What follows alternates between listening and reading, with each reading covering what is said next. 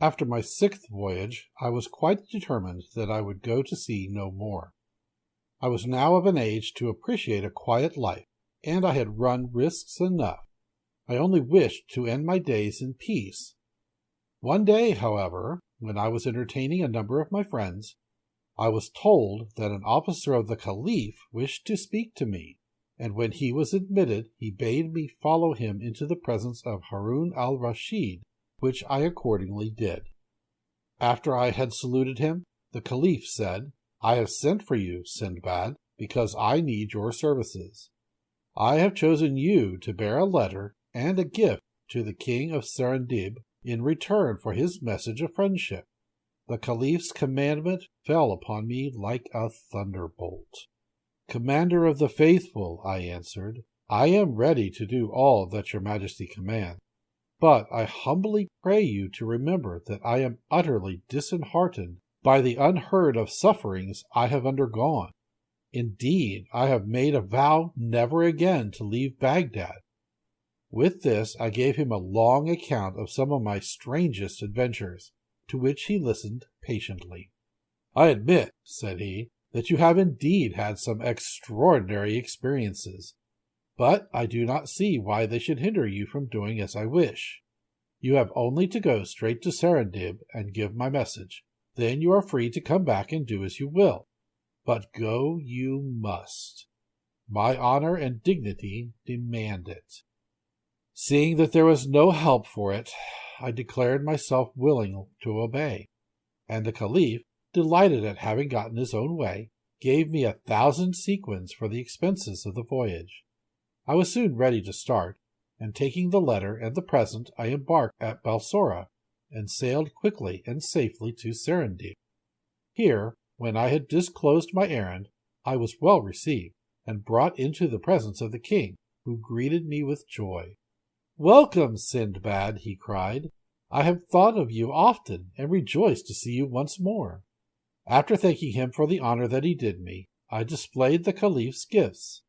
First, a bed with complete hangings, all cloth of gold, which cost 1,000 sequins, and another like to it of crimson stuff, 50 robes of rich embroidery, 100 of the finest white linen from Cairo, Suez, Kufa, and Alexandria, then more beds of different fashion, and an agate vase carved with the figure of a man aiming an arrow at a lion, and finally a costly table, which had once belonged to King Solomon. The king of Serendib received with satisfaction the assurance of the Caliph's friendliness toward him, and now my task being accomplished, I was anxious to depart, but it was some time before the king would think of letting me go. At last, however, he dismissed me with many presents, and I lost no time in going on board a ship, which sailed at once, and for 4 days all went well. On the 5th day we had the misfortune to fall in with pirates, who seized our vessel, killing all who resisted, and making prisoner of those who were prudent enough to submit at once, of whom I was one. When they had despoiled us of all we possessed, they forced us to put on vile raiment, and sailing to a distant island, there sold us for slaves. I fell into the hands of a rich merchant, who took me home with him, and clothed and fed me well, and after some days sent for me and questioned me as to what I could do. I answered that I was a rich merchant who had been captured by pirates, and therefore I knew no trade. "Tell me," said he, "can you shoot with a bow?" I replied that this had been one of the pastimes of my youth, and that doubtless, with practice, my skill would come back to me. Upon this he provided me with a bow and arrows, and mounting me with him upon his own elephant, took the way to a vast forest which lay far from the town. When we had reached the wildest part of it, we stopped, and my master said to me, "This forest swarms with elephants. Hide yourself in this great tree, and shoot all that pass you. When you have succeeded in killing one, come and tell me." So saying, he gave me a supply of food, and returned to the town, and I perched myself high in the tree and kept watch. That night I saw nothing, but just after sunrise the next morning, a large herd of elephants came crashing and trampling by. I lost no time in letting fly several arrows, and at last one of the great animals fell to the ground dead, and the others retreated, leaving me free to come down from my hiding place and run back to tell my master of my success, for which I was praised and regaled with good things. Then we went back to the forest together and dug a mighty trench in which we buried the elephant I had killed, in order that when it became a skeleton my master might return and secure its tusks. For 2 months I hunted thus, and no day passed without my securing an elephant. Of course I did not always station myself in the same tree, but sometimes in one place, sometimes in another. One morning, as I watched the coming of the elephants, I was surprised to see that, instead of passing the tree I was in, as they usually did, they paused and completely surrounded it, trumpeting horribly and shaking the very ground with their heavy tread. And when I saw that their eyes were fixed upon me, I was terrified, and my arrows dropped from my trembling hand. I had indeed good reason for my terror when, an instant later, the largest of the animals wound his trunk round the stem of my tree, and with one mighty effort tore it up by the roots, bringing me to the ground, entangled in its branches. I thought now that my last hour was surely come. But the huge creature, picking me up gently enough, set me upon its back, where I clung more dead than alive, and followed by the whole herd, turned and crashed off into the dense forest. It seemed to me a long time before I was once more set upon my feet by the elephant, and I stood as if in a dream watching the herd, which turned and trampled off in another direction, and were soon hidden in the dense underwood. Then, recovering myself, I looked about me, and found that I was standing upon the side of a great hill, strewn as far as I could see on either hand with bones and tusks of elephants. This, then, must be the elephants' burying place, I said to myself, and they must have brought me here that I might cease to persecute them, seeing that I want nothing but their tusks, and here lie more than I could carry away in a lifetime. Whereupon I turned and made for the city as fast as I could go, not seeing a single elephant by the way, which convinced me that they had retired deeper into the forest to leave the way open to the ivory hill, and I did not know how sufficiently to admire their sagacity.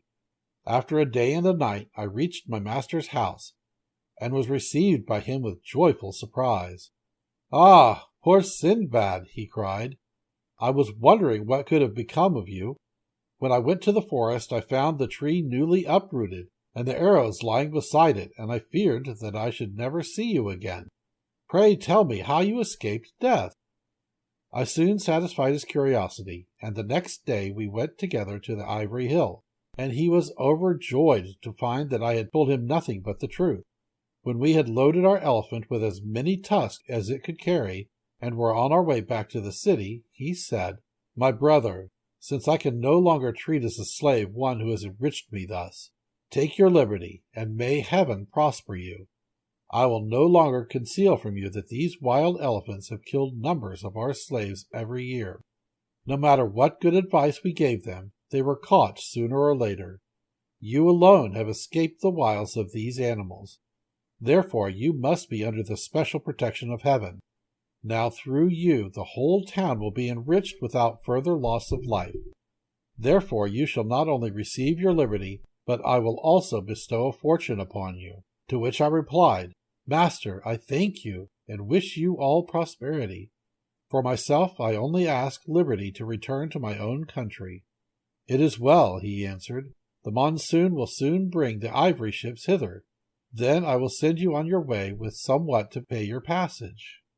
So I stayed with him till the time of the monsoon, and every day we added to our store of ivory till all his warehouses were overflowing with it. By this time the other merchants knew the secret, but there was enough and to spare for all. When the ships at last arrived, my master himself chose the one in which I was to sail, and put on board for me a great store of choice provisions, also ivory in abundance, and all the costliest curiosities of the country, for which I could not thank him enough. And so we parted. I left the ship at the first port we came to, not feeling at ease upon the sea after all that had happened to me by reason of it, and having disposed of my ivory for much gold, and bought many rare and costly presents, I loaded my pack animals, and joined a caravan of merchants. Our journey was long and tedious, but I bore it patiently, reflecting that at least I had not to fear tempests, nor pirates, nor serpents, nor any of the other perils for which I had suffered before, and at length we reached Baghdad. My first care was to present myself before the Caliph, and give him an account of my embassy. He assured me that my long absence had disquieted him much, but he had nevertheless hoped for the best. As to my adventure among the elephants, he heard it with amazement, declaring that he could not have believed it had not my truthfulness been well known to him. By his orders, this story and the others I have told him were written by his scribes in letters of gold, and laid up among his treasures. I took my leave of him, well satisfied with the honors and rewards he bestowed upon me, and since that time I have rested from my labors, and given myself up wholly to my family and my friends. Thus Sindbad ended the story of his 7th and last voyage, and, turning to Hindbad, he said, "Well, my friend, and what do you think now? Have you heard of anyone who has suffered more, or had more narrow escapes than I have? Is it not just that I should now enjoy a life of ease and tranquillity?" Hindbad drew near, and kissing his hand respectfully, replied, "Sir, you have indeed known fearful perils. My troubles have been nothing compared to yours. Moreover, the generous use you make of your wealth proves that you deserve it. May you live long and happily. May you live long and happily in the enjoyment of it." Sindbad then gave him 100 sequins, and henceforward counted him among his friends. Also he caused him to give up his profession as a porter, and to eat daily at his table, that he might all his life remember Sindbad the sailor.